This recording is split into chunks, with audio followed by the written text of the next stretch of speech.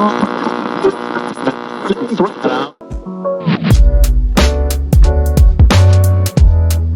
guys, welcome back to the Unhealed Woman Podcast. This is episode 4.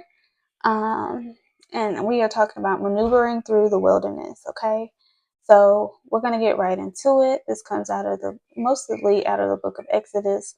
I'm talking about the Israelites that God sent through the wilderness on an 11-day journey that turned into 40 years due to disobedience and them not having faith in Him.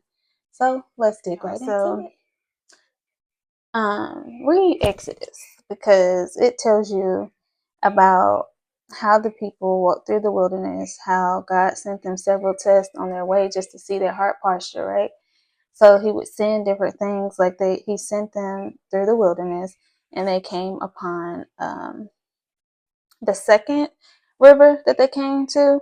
Like the first one, there was no water. The second one they came to, the water was bitter. So they started complaining about the fact that the water was bitter and asking Moses, like, what should we drink? Like, what are we going to do? You think God would send us through this to have us die? Like, what is this? Pretty much is what they were saying. And so that is an example of some of the complaints that they had on their journey. He then sent the God sends like quail and manna on their wilderness of sin, and they murmured against Moses and Aaron in the wilderness as well because of that. Just asking, complaining about like not having nothing to eat. So basically, the children of Israel said unto them, which was Moses and Aaron, while they were going through the wilderness, they said, would to God we had died by the hand of the Lord in the land of Egypt, when we sat by the flesh pots, and when we did eat bread to the full. For ye have brought us forth into the wilderness to kill this whole assembly with hunger. So they're saying, like, really, God took us out of Egypt where we were eating bread and stuff just for us to kill us? Like, what is this? And so let's read one more verse. Then said the Lord unto Moses, Behold, I will rain bread from heaven for you, and the people shall go out and gather a certain rate every day, that I may prove them whether they will walk in my law or no. And it shall come to pass that on the 6th day they shall prepare that which they bring in, and it shall be twice as much as they gathered daily. And Moses and Aaron said unto the children of Israel, At even, then ye shall know that the Lord hath brought you out from the land of Egypt. And in the morning, then ye shall see the glory of the Lord, for that He heareth your murmurs against the Lord. And what are we that ye murmur against us? And Moses said, This shall be when the Lord shall give you in the evening flesh to eat, and in the morning bread to the full. That the Lord heareth your murmurs, which ye murmur against Him. And what are we? Your murmurings are not against us, but against the Lord. And Moses spake unto Aaron, saying, Say unto all the congregation of the children of Israel, Come near before the Lord, for He hath heard your murmurings. And it came to pass, as Aaron spake unto the whole congregation of the children of Israel, that they looked toward the wilderness, and behold, the glory of the Lord appeared in the clouds. And the Lord spake unto Moses, saying, I have heard the murmurs of the children of Israel. Speak unto them, saying, At even ye shall eat flesh, and in the morning ye shall be filled with bread, and ye shall know that I am the Lord your God. And it came to pass that at even the quails came up and covered the camp, and in the morning the dew lay round about the host. And when the dew that lay was gone up, behold, upon the face of the wilderness there lay a small round thing, as small as the hoar frost on the ground. And when the children of Israel saw it, they said one to another, Is it manna? For they wist not what it is. And Moses said unto them, This is the bread which the Lord hath given you to eat. So they were complaining about the size of the bread that God had given them to eat, right? This is the thing which the Lord hath commanded. Gather of it every man according to his eating, and omer for every man, according to the number of your persons. Take ye every man for them which are in his tents. And the children of Israel did so, and gathered some more, some less. And when they did met it with an omer, he that gathered much had nothing over, and he that gathered little had no lack. They gathered every man according to his eating. And Moses said, Let no man leave it till the morning. Notwithstanding thy hearken not unto Moses, but some of them left of it until the morning, and it bred worms, and stank. Then Moses was wroth with them. So they held on to the bread. They weren't obedient, and they held on to the bread to the morning after Moses told them not to. And it basically rotted and it stank. And there were worms. So that lack of obedience caused that thing that God gave them to rot. And they gathered it every morning, every man according to his eating, and when the sun waxed hot, it melted. And it came to pass that on the 6th day they gathered twice as much bread, 2 omers for one man, and all the rulers of the congregation came and told Moses. Y'all make note that those that took much were left with little, and those that took little were left with a good amount. So keep that in your mental note. Just keep that in mind. Take what you will from that. But let's continue. Right, so we're in Exodus 16, verse 23.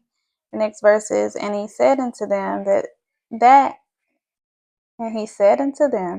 This is that which the Lord hath said. Tomorrow is the rest of the holy Sabbath unto the Lord. Bake that which ye will bake today, and seeth that ye will seeth, and that which remaineth over lay up for you to be kept until morning. And they laid it up till the morning, as Moses bade, and it did not stink. Y'all know I'm gonna say stink. But anyways, it did not stink. Neither was there any worm therein. Follow God's instruction. Basically, that's what I'm getting from that whole thing. So that is one section of the story of the wilderness. So in the wilderness, it is very vital to ensure that you are following God's direction specifically. If he's just like they decided to save the food over bread or whatever until the morning, and he told them not to, it spoiled and there were worms. Now, when he told them that they could save it because it was the Sabbath or whatever, and save it for the Sabbath, then it did not rot. And there were no worms. They were saying simple instruction in there. So I did dig into a couple things that are within Exodus, but the main points, I'll give you a couple points that we want to take away from the story of the Israelites in the wilderness. And I'm just going to read from my notes. And by the way, you can read about this entire story through the book of Exodus, Numbers, and Deuteronomy. And the key takeaways is to trust in God's provision. So when we talked about the manna and the quail, it is important to remember that the Israelites were sustained by miraculous provisions of food, manna from heaven, and quail, teaching the importance of trusting in God to provide for daily needs. In Exodus 16, it reflects how we are to rely on God for sustenance. It reflects how we are to rely on God for sustenance, even in hard times.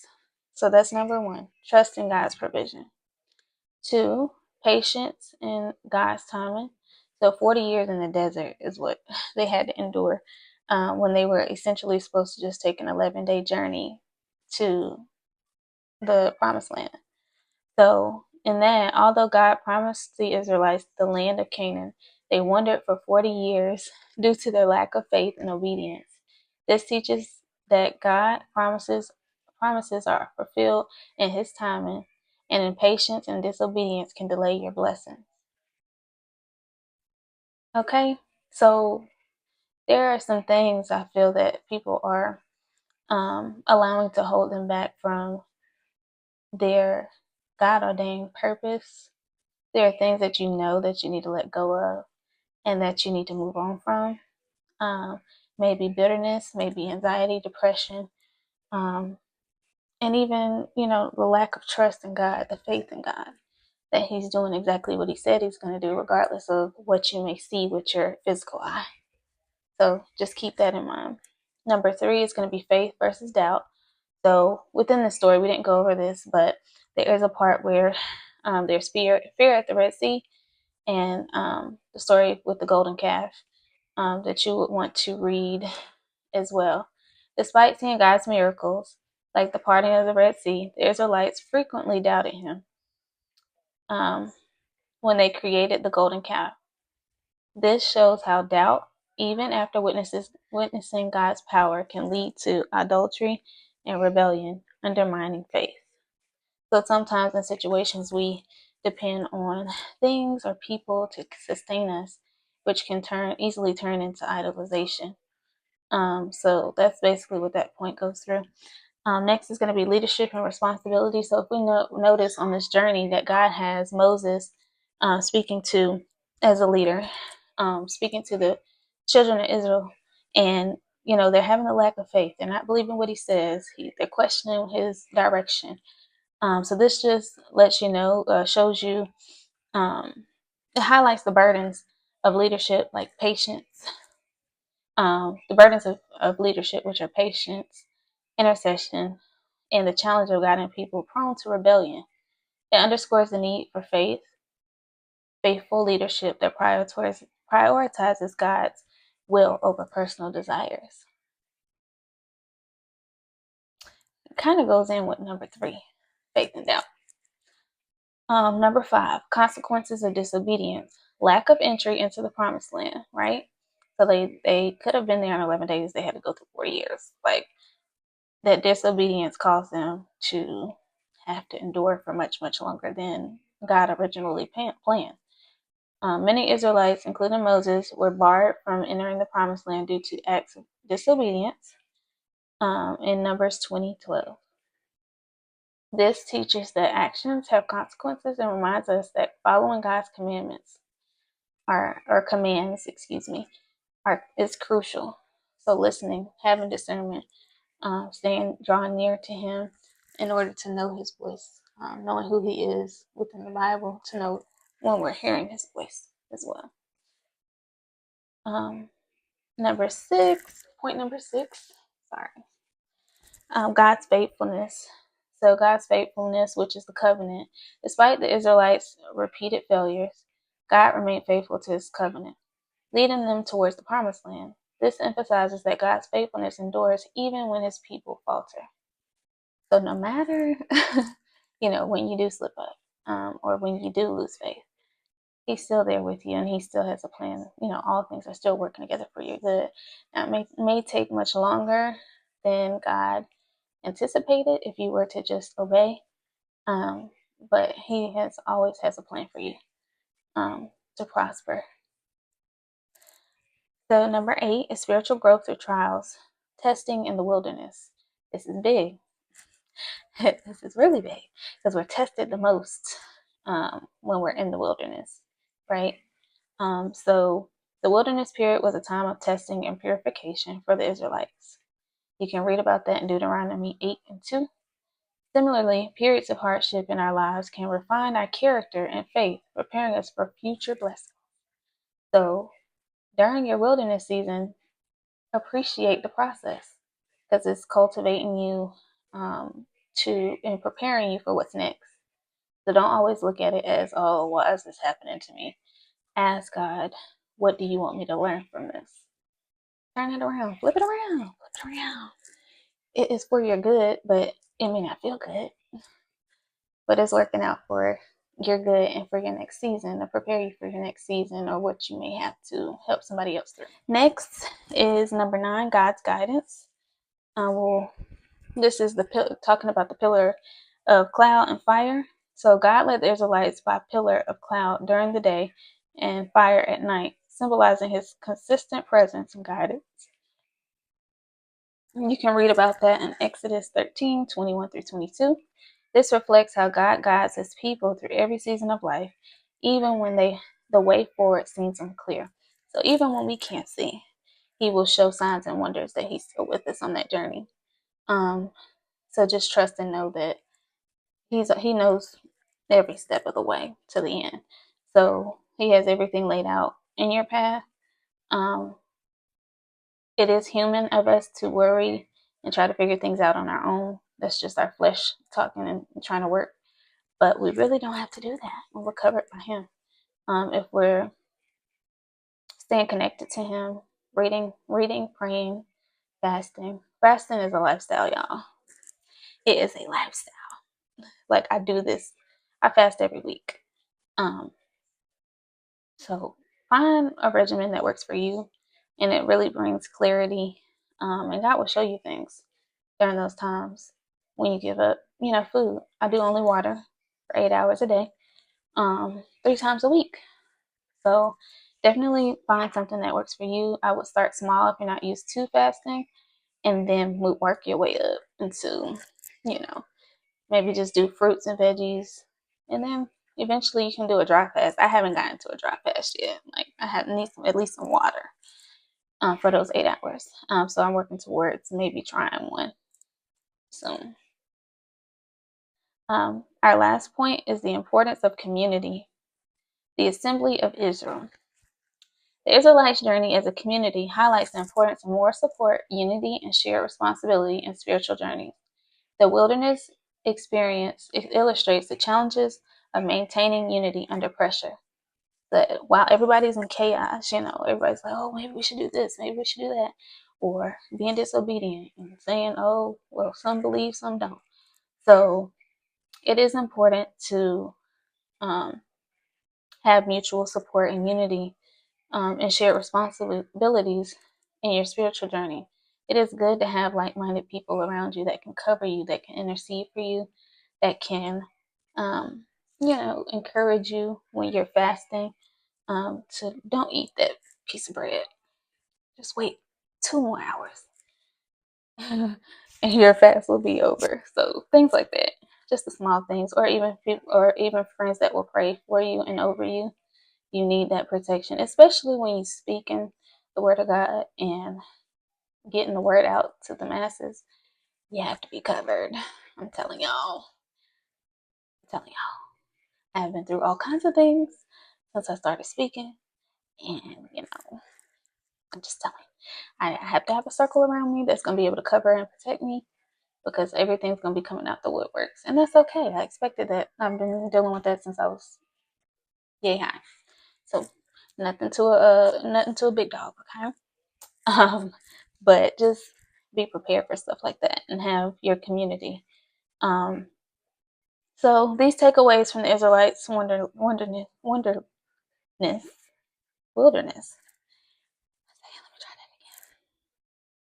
These takeaways from the Israelites' wilderness experience reminds us of the importance of faith, patience, gratitude, and obedience in our own life journeys. The story serves as both a cautionary tale and as a testimony of God's enduring mercy and faithfulness. So through it all, like I said before, if y'all haven't watched episode 1, I did go over my story, and I did talk about how I had absolutely no counseling I had a little counseling when I got to I think it was high school or middle school. Very, very little, but during all of these transitions of my life and experiences, God was the one that really got me through. Praying, staying in his presence, even at a young age. That was literally the only thing that really got me through my stuff. But like I did say it at the end of each of my videos, I do recommend therapy. There is a therapy directory. It is Black Girl Therapy for BlackGirls.com. They give you a list or a directory of Black therapists in your area. So check into that. If you guys ever have any questions or concerns or need anything, I do have a group chat for women. So if anybody would like to join, contact me at Mrs. J Austin on Instagram. That's MRSJALSTON. And of course, here on the YouTube channel, you can comment or anything like that to get involved as well. So thank you guys for joining episode 4. And we're going to get through our wilderness season every time. Like every time. So just stay focused on the end goal and knowing that God has a purpose and a plan for all of us, regardless of what it looks like now. Like I said in the previous episode, all famines have a beginning date and an expiration date. So that means that whatever you're going through, it has to come to an end. Like there is sunshine at the end of that, and at the end of that storm. So just keep pressing. Love you guys. One affirmation for today is you are strong, you are worthy, you are beautiful, and you got this. Okay? All right. Talk to y'all later.